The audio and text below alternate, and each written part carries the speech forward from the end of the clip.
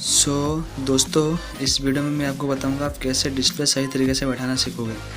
तो सबसे पहले जो मेरे पास ये फ़ोन है ओप्पो का A3s, और दूसरा है Vivo Y12, और तीसरा ओप्पो A3s, और लास्ट में Realme C2। इन चारों फ़ोन में मैं आज डिस्प्ले बैठा के दिखाऊंगा आप कैसे प्रॉपर वे में डिस्प्ले बैठा सकते हैं फ़ोन में। कई बार डिस्प्ले बैठाने के टाइम कुछ गलतियाँ कर देते हैं, और मैंने भी की है वही सारी गलतियाँ, जो डिस्प्ले ब्लैंक हो जाता है। तो इस वीडियो को लास्ट तक देखते रहिए इस गलतियों के बारे में जानने के लिए।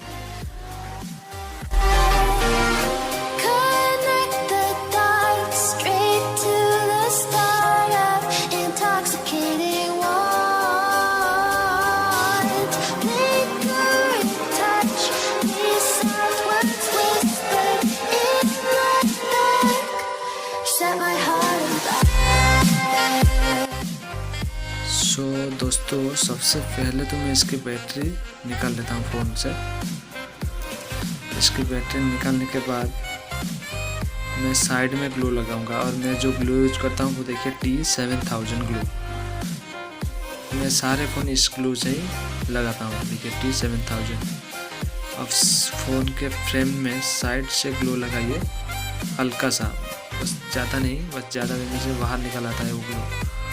और नीचे के साइड आपको ग्लू नहीं देना है। नीचे के साइड में ग्लू लगाने से आपका जो डिस्प्ले जो स्ट्रिप नीचे के साइड से निकलता है वो स्ट्रिप कमज़ोर होकर टूट सकता है, ज़्यादा दिन नहीं टिकेगा। इसलिए नीचे के साइड ग्लू नहीं लगाइए, साइड में ग्लू लगा दीजिए थोड़ा थोड़ा करके।